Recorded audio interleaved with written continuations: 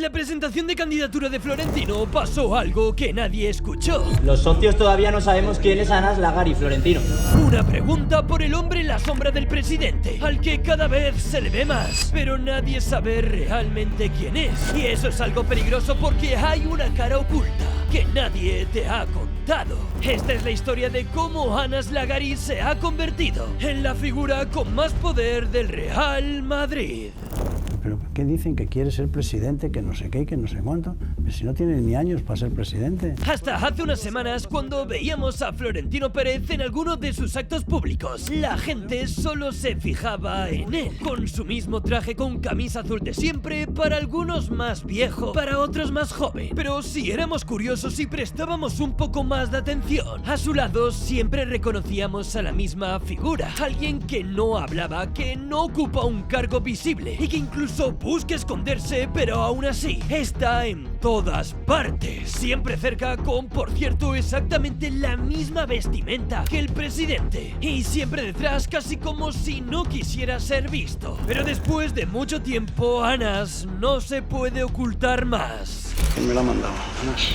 De fútbol sabe lo justo, para decir la verdad. Y si la gente se pregunta quién es, no es por otra cosa que por la influencia que está tomando en el Real Madrid. Su nombre aparece en los documentos más importantes como líder de los proyectos más trascendentales, siendo él una figura que, como decimos, realmente nadie conoce. Esa falta de información ha generado preguntas, muchas preguntas, porque cuando alguien así está tan cerca del poder, pero a su vez tan lejos de los focos, la curiosidad se convierte rápidamente en duda, y ahí es donde todo se puede volver oscuro.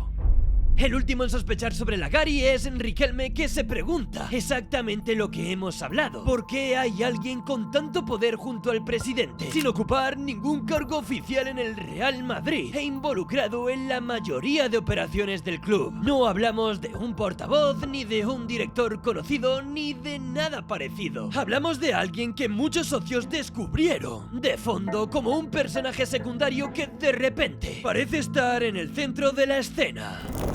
Para entender quién es, hay que salir, por supuesto, del césped y entrar en el mundo donde realmente se mueve, el financiero. Anas Lagari nació en Marruecos en 1984. Se formó en matemáticas económicas en Francia y muy pronto empezó a trabajar en banca de inversión, primero con un rol de analista y después en grandes estructuras financieras. Fue ahí, en esas empresas, donde empezó a consolidarse como algo más que un banquero. Era un especialista, un perfil de esos que rara vez salen en portada, pero que suelen estar presentes cuando se cierran operaciones enormes.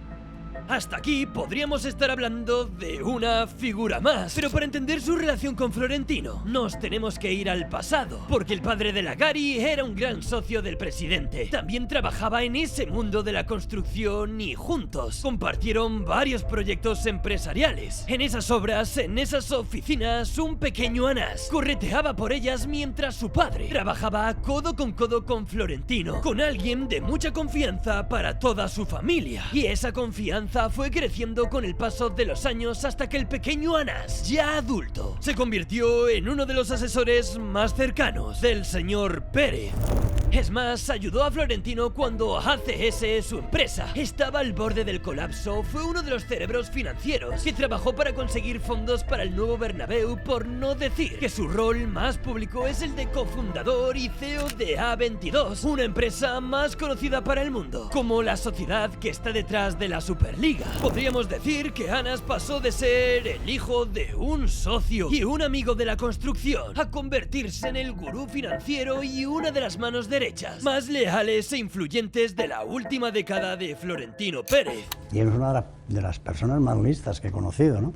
Y simplemente nos ayuda. Sin embargo, algo en lo que no nos podemos confundir es que en el mundo de la alta finanza no existen los colores ni los escudos, solo el dinero. Y aquí llega probablemente la cara más oculta y verdaderamente peligrosa de Anas Lagari. Todos criticamos a Florentino Pérez por decir aquello de que el Barça y el Madrid se deben ayudar, y cómo os quedaríais si os dijese que mientras Lagari diseñaba el futuro financiero del Madrid, también estaba salvando al eterno rival de la la ruina. Hace un momento hablamos de que Anas trabajó en grandes empresas financieras. Pues bien, una de ellas es Key Capital. De hecho, ayudó a fundarla y esta empresa fue la encargada de intermediar y traer los millones de aquel fondo famoso, ¿os acordáis de Six Street? Que acabó comprando los derechos de televisión del Barça en esas famosas palancas. Básicamente cuando se decía que Florentino ayudó al Barça a salir de la ruina, el que realmente lo hizo no fue el presidente, fue su mano derecha, fue Anas Lagari, que le puso el flotador al conjunto azulgrana cuando este se ahogaba. Pero llegados a este punto, tan solo hemos leído la última página de un libro mucho más extenso, porque aquí la historia se vuelve todavía más interesante. El rol de Anas Lagari puede parecer nuevo, incluso inquietante para algunos, pero la hemeroteca del club nos recuerda algo. Si tenéis el honor de visitar el Santiago Bernabéu, estoy seguro de que pasaréis por esta calle, cuyo nombre es Rafael Salgado, un hombre que no fue ni un entrenador, ni un directivo, ni nada así. Era una persona que entendía de números. El hombre al que Santiago Bernabéu, referente de Florentino, acudía cuando el futuro del club dependía de decisiones financieras imposibles, cuando muchos se reían del proyecto del nuevo estadio de Chamartín. Rafael Salgado estuvo ahí, sin foco, sin protagonismo, pero sosteniendo toda la estructura. Y claro, esto plantea una pregunta incómoda. ¿Estamos viviendo algo parecido otra vez? No creo que necesariamente, porque no es el mismo contexto, ni Lagari tiene el mismo papel, pero sí, se cumple un patrón, un presidente visionario y un asesor financiero extremadamente cercano. Porque sí, hasta ahora Anas Lagari siempre estuvo asociado a las finanzas de Florentino, pero todo esto adquiere una nueva dimensión cuando Lagari pasa de ser un banquero a tener un rol muy distinto.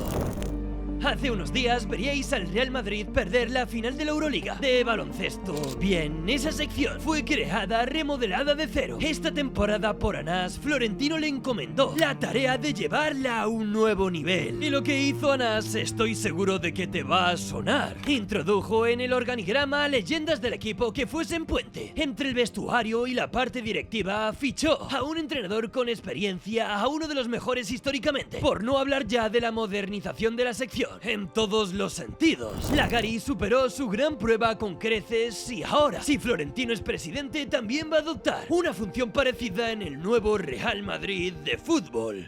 Para muchos ya es el CEO del club, dirige el día a día de la institución, pero la pregunta real no es cuánto influye. La pregunta es por qué sabemos tan poco de alguien tan cercano al centro de decisiones, porque esas dudas no salen necesariamente de su presencia. Nacen de la falta de información, de la opacidad, de esa sensación de que hay una pieza importante, muy importante en el tablero, que la mayor parte del aficionado todavía no es capaz de entender.